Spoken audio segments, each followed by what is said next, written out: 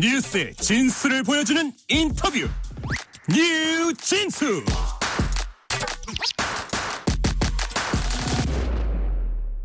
뉴스의 진수를 보여주는 인터뷰 뉴진수. 대한민국 축구계가 이렇게 뒤숭숭했던 적이 또 있었나 싶은 요즘입니다. 클린스만 감독 거취 논란에 여러 구설까지 나오는 상황인데요. 대한축구협회 전력강화위원회는 오늘 클린스만 감독의 경질을 협회에 또 건의를 했습니다. 관련 이야기 김현민 축구 전문 기자님과 함께 자세하게 이야기 나눠보겠습니다. 안녕하십니까? 네, 안녕하세요. 예. 네. 오늘 여러 가지 현안들 중에서 이 축구협회의 어떤 결과, 전력강화위원회 회의 내용 어떻게 나올까 상당히 관심이 많았습니다. 결과가 나왔죠. 우선은 이건 어쨌든 축구협회 차원에다 이제 건의를 하는 결과인데 네. 가장 관심 모아졌던 게 이제 클린스만 감독의 어떤 경질 여부에 대한 필요성. 여기에는 일단 동의를 위원회에서 했고 네. 이 내용을 협회 측에 전달했다고 밝혔으면 그러면은 오늘 어떻게 해석하면 되는가? 우선 총평부터 해주실까요?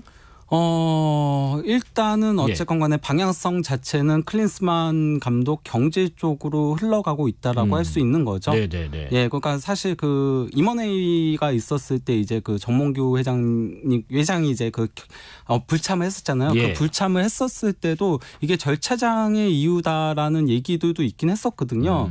왜냐면은 일단 결국 이제 최종 결정을 내리는 거는 이제 정 회장이 내리는 건데. 그렇죠.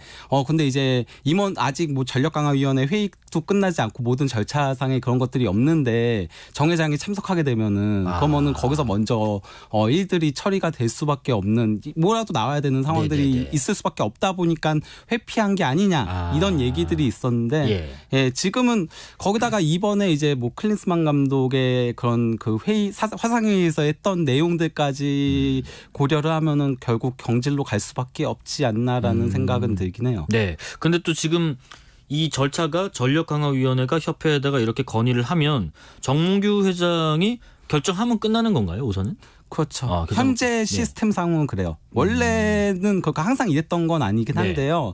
근데 이제 김판곤 전력강화위원장이 이제 그만두고 나서의 이제 절차상으로는 현재는 전력강화위원회에서 감독 선임과 경질과 이런 것들을 결정할 수 있는 권한이 없어요. 네. 지금은 그러니까 거의 조언하고 하는 것밖에 되지 않기 때문에 그렇기 때문에 최종 결정은 정 회장이 내려야 되는 것밖에 되는 거죠. 근데 또 그런 얘기도 있더라고요. 지금 이석재 축구협회 부회장이요. 정몽규 회장도 경질 쪽에 무게를 두고는 있는데 마땅한 명분이 없어서 고민이다. 이런 얘기도 했다고 하던데 네. 이런 얘기도 나오나요?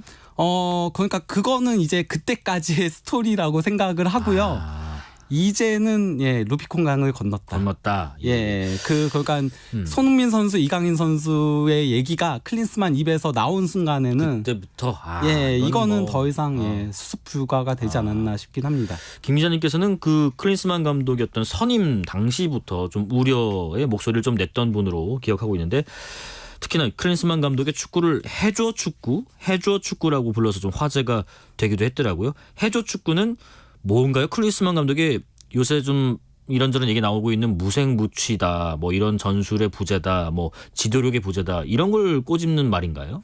그렇다고 볼 수 있죠. 그러니까 그 전술적인 색채라던가 어떻게 플레이를 만들어가는 그 모델적인 부분, 그런 것들이 굉장히 부족하고 대신 이제 선수 개개인의 기량에 조금은 의존하는 축구를 한다라고 해서 그래서 원래 제가 이 해조 축구를 얘기했던 게 이제 이강인 해조 축구를 얘기하면서 했던 거거든요. 이강인 선수 중심으로 이강인 선수한테 너무 의존적으로 플레이를 한다라고 해서 그렇게 얘기를 했던 거였는데 이게 이번 아시안컵에도 제대로 두드러졌었죠. 실제 한국 대표팀이 이번 아시안컵에서 일단 필드골 자체가 극단적으로 적어요. 4골밖에 되지 않거든요. 근데 그마저도 뭔가 뒤에서부터 만들어가서 골을 넣은 과정이 딱 사우디전 한 골밖에 없어요. 나머지는 다 세트피스, 페널티킥 이런 식이었거든요. 그렇죠. 엄연히 따지면은 필드골이라고 하기도 조금 어려운 세트피스 상황은 또 정해놓고 하는 거니까. 그러니까 필드골 아까 얘기했던 그 3골도 그러니까 나머지 3골도 앞에서 공격 진영에서 가로채서 그냥 바로 카운터 쳐가지고 골 넣는 형태였거든요. 그 정도로 이제 스타 플레이어들 특히 몇몇에게 좀 의존을 하는 개인의 역량에 해조 축구식으로 의존하는 축구였다. 그래서 염려를 좀 많이 하셨다. 선임 당시부터. 또 하나가 지금 요르단과의 4강전을 앞두고 이 팀 선수들 간에 내분이 있었다고 지금 알려지고 있잖아요. 축구 팬들 굉장히 좀 많이 충격받고 있는데 손흥민, 이강인 이 두 선수만의 갈등이 아니라 뭐 대표팀 전체 이른바 끼리끼리 문화가 있었다는 얘기도 있고요. 뭐 나이대별로 또 유럽파별로 국내파별로 이렇게 같은 팀 안에서도 갈등이 있었다는 얘기도 있던데 기자분들 사이에서는 어떤 이야기 오갑니까? 물론 뭐 이게 그러니까 기자들도 상당히 여러 명이 있다 보니까 예. 제각각 의견들이 조금은 다르긴 하죠. 네. 그러니까 이게 정말 큰 문제다. 정말 지금 완전히 세대별로 나뉘어져 있다. 이런 식의 얘기를 하는 사람들도 네네. 있고 네. 이런 거는 항상 있어 왔다. 이거는 큰 문제가 되지 않는다. 근데 조금은 이번에 일이 조금은 너무 크게 부풀려진 감이 있다. 이렇게 보는 입장도 있는데 저 같은 경우는 그러니까 세대 간의 문제라던가 뭐 이런 것들은 이전에도 항상 있었다라고 생각을 해요. 네. 결국 그러니까 그 선수단을 관리하는 거는 감독의 역할인 거거든요. 결국 선수단 관리의 총책임은 감독이 지고 있는 거잖아요. 네네. 결국 그러니까 클린스만 감독이 이걸 제대로 하지 못했으니까 이게 더 크게 불거진 게 아닌가. 예를 들어서 그러니까 뭐 휴식 시간에 탁구를 치는 것들에 대해서 감독이 어느 정도 허용을 해주냐. 이것도 기준이란 게 있는 거거든요. 그렇겠죠. 근데 그 기준이 없으니까 이런 문제들이 발생을 하는 거고. 예를 들어서 뭐 히딩크 감독님 같은 경우도 예전에 그 2002년에 부임했을 때 가장 먼저 했던 게 이거 선후배. 예. 그 선후배 간에 이게 위기의 질서가 너무 강해서 이게 제대로 되지 않으니까 그것부터 깨라고 한 거잖아요. 네네. 이런 식으로 감독이 어떻게 관리하느냐에 따라서 다른 건데 이거 자체가 기준이 없으니까 선수들 사이에서도 혼선이 발생하고 하는 거죠. 사실 뭐 사람들끼리 모이다 보면은 뭐 같은 종교끼리도 친하게 지내는 사람들이 있고 또 이제 같은 취미끼리도 친하게 지내는 사람들이 있고 네. 그건 당연한 그건 거거든요. 자연스러운 거죠. 예, 근데 그거를 얼마나 잘 아우르느냐, 잘 화합하느냐는 결국 감독의 몫인 건데 그걸 잘 못한 건 거죠. 그래서 그런가요? 그 결과론적일 수 있겠지만은 손흥민 선수가 아시안컵이 끝나고 나서 했던 인터뷰 멘트가 또 떠올라요. 앞으로 축구 국가대표팀을 계속하는 것에 대한 언급을 했던데 그런 것도 다 이런 일의 연장선에서 어떤 소회를 말했던 거라고 봐도 될까요? 저도 뭐 그렇게 보이긴 합니다. 그러니까 그때만 하더라도 손흥민 선수가 왜 이런 얘기까지 그러니까요. 하지라고 생각을 했는데 이게 그러니까 현재 상태로서는 조금은 힘든 부분들이 있지 않을까라고 생각이 들어서 네. 얘기를 한 게 아닌가. 거기다가 심지어 저는 진짜 이번 화상회의도 정말 놀랬었거든요. 예, 오늘 있었던. 아니 진짜 너무 큰 사안들이 있었잖아요. 네네네. 근데도 딱 뭐 클린스만 감독 같은 경우는 뭐 들리는 얘기로는 1시간만 참여했다가 나 저녁 먹으러 간다 하면서 빠졌다라고 하고 일단 화상회의로 참석한 거 자체도 문제가 굉장히 심각한 거고 네. 거기다가 또 이제 손흥민, 이강인 선수를 직접적으로 충돌 과정을 언급을 하면서 선수단의 그런 게 가장 큰 문제였다라고 감독 입에서 나온다는 게 네. 너무 무책임한 거죠. 서정철님, 축구도 인맥보다 실력이 우선입니다. 더 중요한 것은 인성입니다. 한국 정서에 맞는 감독이 필요합니다. 뉴스레터 K가 여론을 잘 모아주세요 하시는데 바로 지금 말씀하신 그 부분. 지금 이 내용을 축구협회가 좀 빠르게 인정해서 좀 논란도 됐었어요. 첫 소식은 영국의 더 써니 보도를 했었고요. 축협의 대응도 좀 아쉬운 부분이 있다고 보시는지 궁금합니다. 당연한 거죠. 예. 이건 말도 안 되는 네. 거죠. 일단 그러니까 저는 축구협회가 이렇게 빨리 인정하고 나온 거 처음 봤어요. 아니, 물론 뭐 그 공식 채널로 인정한 건 아니긴 해요. 네. 관계자에 따르면은 인정했다인 거긴 한데 사실 일반적으로 이런 일들이 있을 때 그것도 이제 덧선이 무슨 뭐 막 그 정론지 이런 게 아니잖아요. 네네네네. 덧선 같은 경우 타블로이드잖아요. 자극적인 기사를 다루는 곳인데 그렇게 알려져 있죠. 그곳에서 이제 보도가 나왔다고 해서 그러면은 그냥 대부분의 경우는 이렇게 하고 넘어가거든요. 아직 확인되지 않았다. 우리가 확인하고 알려주겠다. 사실관계를 명확히 확인한 후에 공식 입장을 뭐 전달하겠다든지. 그리고 그 시간이 영국이나 이제 유럽에 있는 선수들은 자고 있을 시간이었어요. 네네. 이 사건이 있었을 때가 덧선 보도가 이제 뭐 6시 뭐 이쯤 나왔었거든요. 그러면 자고 있을 시간인데 그러면 최소한 선수들이 일어나고 나서 양측 선수들과 대화를 다 나누고 나서 뭔가가 입장 표명이 나왔어야 됐다라고 생각을 하거든요. 근데 이렇게 바로 그냥 인정을 해버리면은 선수들도 대응할 수 없는 거고. 네네. 예, 대체 이게 거기다 그 책임 떠넘기기에 더 가까운 느낌이 들었다는 거죠. 네. 예. 지금 그 클린스만 감독 이 과거에 뭐 김 기자님께서는 독일 축구도 전문성이 있으시기 때문에 바이에른 뮌헨 감독도 맡으셨었잖아요. 근데 당시에도 혹시 우리나라 지금 이런 축구 협회 또 대한민국 축구 국가팀을 둘러싼 이런 문제들 유사한 사례가 있었나요, 그때도? 클린스만 감독은 그냥 감독 커리어 내내 문제가 있었던 사람이에요. 제가 그래서 이제 클린스만 감독 부임했을 때, 그러니까 부임했을 때도 아니고 부임한다라는 소리가 나왔을 때 크게 반대를 했었던 거였거든요. 일단 뭐 그 독일 대표팀 때도 그랬었고, 그리고 이제 바이언 때도 항상 체력 훈련만 한다, 전술 지시는 없다. 그리고 자꾸 미국으로 간다. 미국에 이제 집이 있고 아내도 이제 미국에 살고 있고 그러다 보니까 항상 미국으로 넘어간다. 외유 논란은 이미 그때부터 있었던 거였고요. 그리고 이제 가장 큰 문제들이 많이 이제 뭐 전술 부재에 관련된 얘기들은 미국 대표팀에서도 이미 나왔었던 얘기들이었거든요.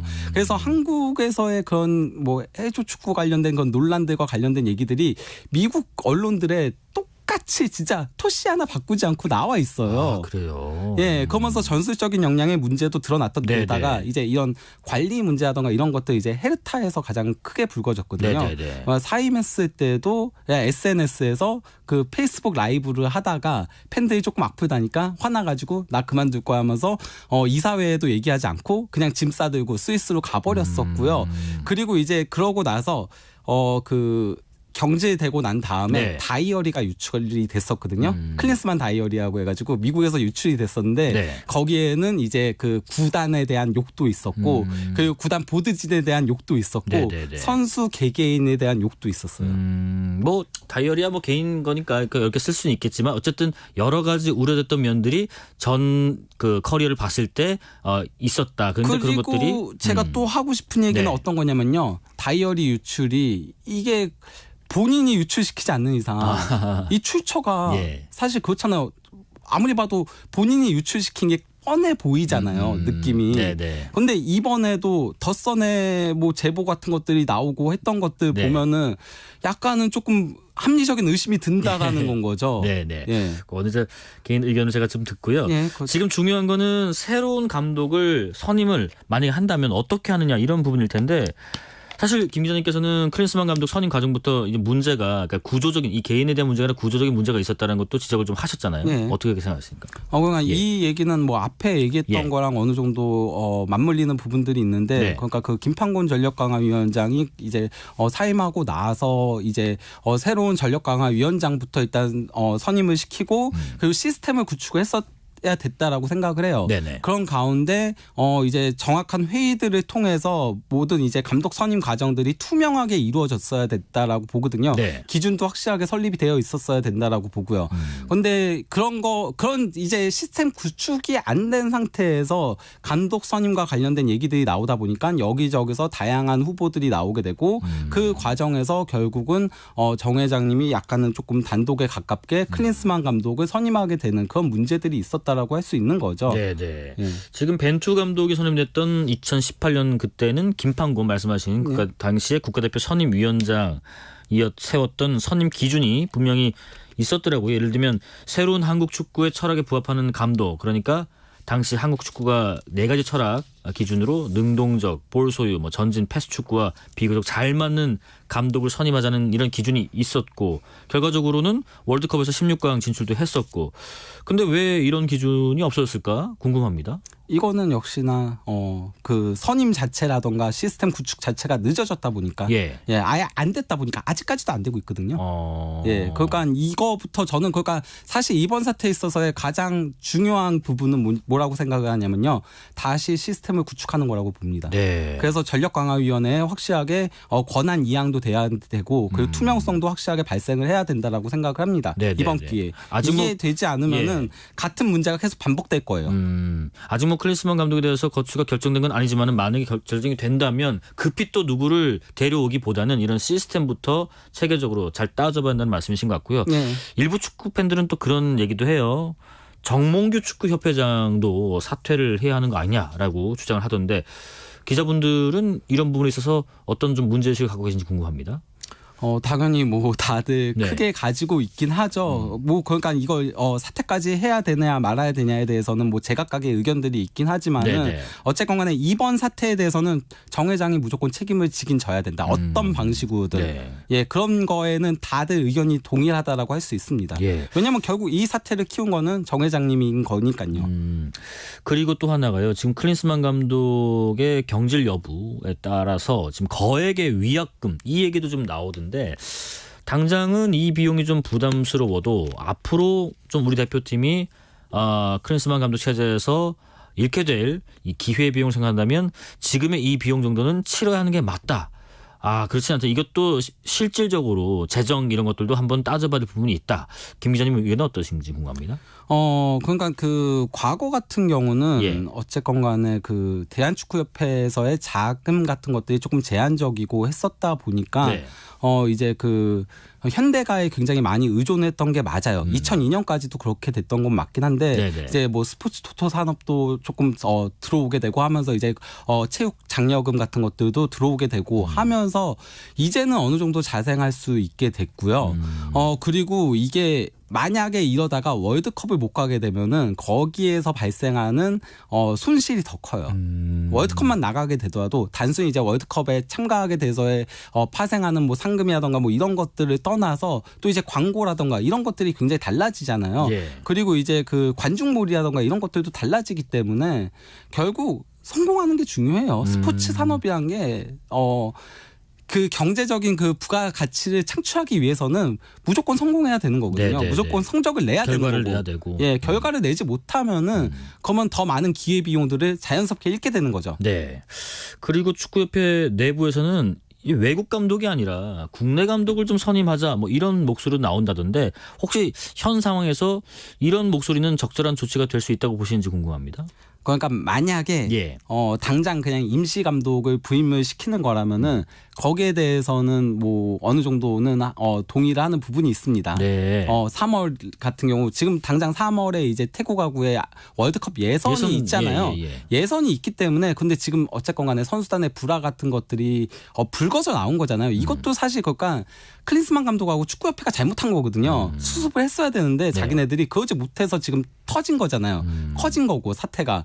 그렇기 때문에 지금은 이 수습부터 급하기 때문에 그렇다고 치더라도 이게 장기적으로 저는 그렇게 보지 않아요. 그러니까 이거는 국적이 중요한 게 아니에요. 예. 한국 감독이냐 외국 감독이냐 이게 중요한 게 아니라 얼마나 훌륭한 감독이고 얼마나 플랜을 가지고 이 팀을 발전시킬 수 있는 감독이냐가 중요한 거지. 그러니까 그 당장 그 임원회의에서 그런 얘기가 나왔잖아요. 국내 감독이 맡아야 된다는 얘기가 나왔는데 이걸 그렇게 몰고 가면 이거는 정말 말도 안 된다라고 생각합니다. 어떤 기준에 따라서 이 기준이 명확해야 되고 우선 그렇죠. 그리고 시스템이 갖춰진 상태에서 네. 여기에 부합하는 감독을 네. 뽑는 게 중요한 거지 이게 외국인 감독이냐 국내 감독이냐 그렇죠. 이런 거는 비중과 또 본질과 좀 다르다는 의견이신 것 같고요.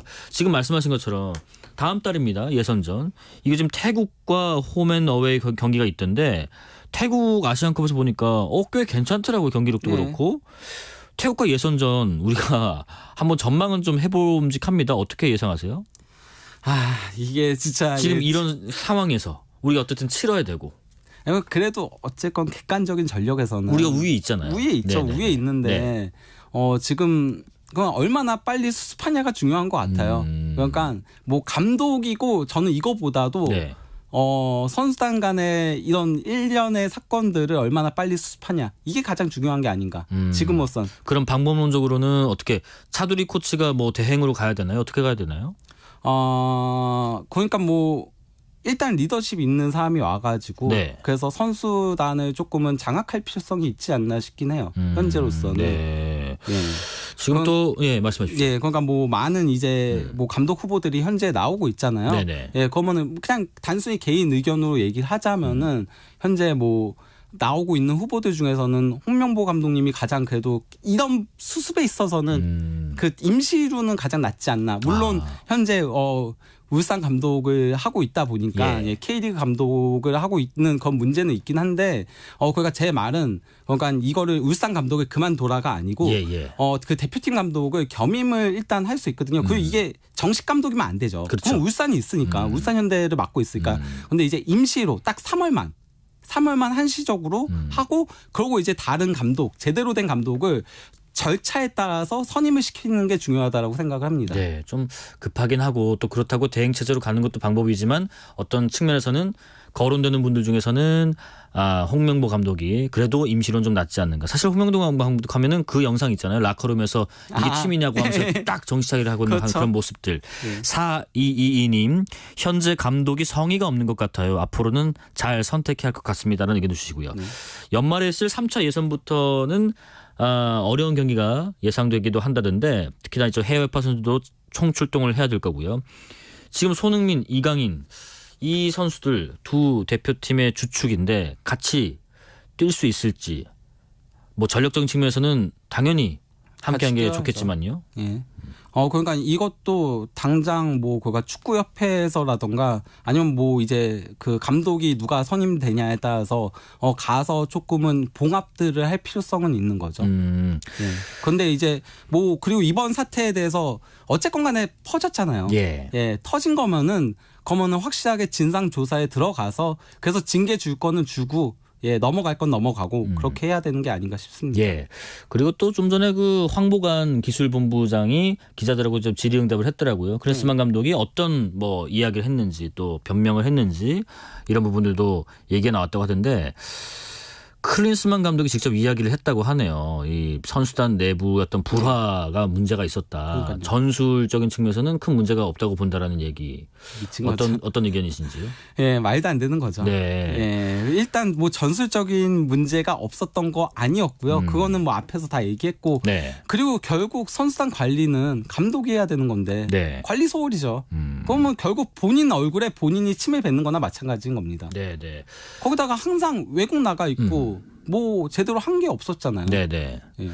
마지막으로 지금 어쨌든 수습해야 되고 앞으로 나아가야 됩니다. 우리 축구가 발전을 해야 되고요. 축구협회 또 선수단 청취자분들에게 한번 이런 말씀 이런 부분을 좀 염두에 두고 우리가 좀 정신 차려서 했으면 좋겠다. 조언을 하신다면요. 일단 저는 그 얘기를 하고 싶어요. 예. 이번 사태가 그러니까 결국 손흥민, 이강인 선수의 그런 일까지 터지면서 일파만파 더 퍼지고 있긴 한데 네. 이강인 선수는 일단 사과문을 올렸습니다. 그렇습니다. 그런데 아직까지도 클린스만 감독도 그렇고 축구협회도 그렇고 사과를 하지 않고 있어요. 해명도 하지 않고 있고. 그쪽이 먼저 선행이 됐었어야 됐다라고 봐요. 네네. 그러고 나서 그 뒤에 해당 문제들이 그러니까 큰 문제들을 해결하고 나서 안으로 들어가야 되는데 네. 안부터 계속 불거져 나오면서 다양한 이야기들이 나오고 있는데 저는 축구협회가 당장 사과랑 해명부터 먼저 해야 된다라고 생각을 해요. 네. 그러고 나서 나머지 문제들을 짚고 넘어가는 게 맞지 않나라고 생각을 하고요. 그리고 이제 축구 팬들도 이번 일들이 불거진 만큼 조금은 강하게 압박 같은 것도 할 필요성이 있지 않나 그런 생각이 들긴 합니다. 네, 모두가 뭐 우리 네. 축구의 발전을 위해서 어떤 따끔한 채찍질을 한다고 생각을 하고 목소리를 어쨌든, 조금 모아야 될 때가 아닌가 싶어요. 지금 네. 그러니까 편 나눠서 싸우고 이러는 거는 도리어 이 축구 발전에 있어서의 그렇게 도움이 되지 않는다라고 생각을 하거든요. 네. 예.